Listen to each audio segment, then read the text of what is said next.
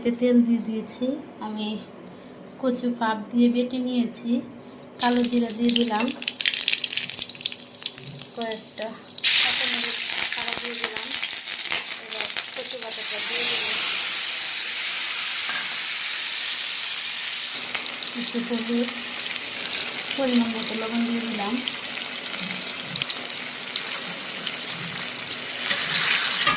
ভালোভাবে ভেজে নেব।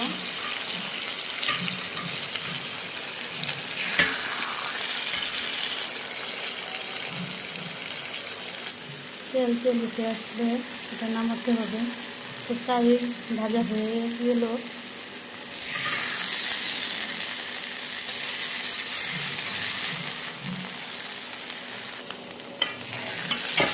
তেল উঠে আসছে।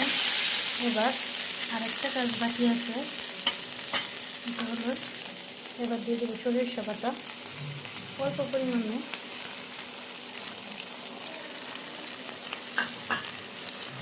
এবার মিশিয়ে নেব।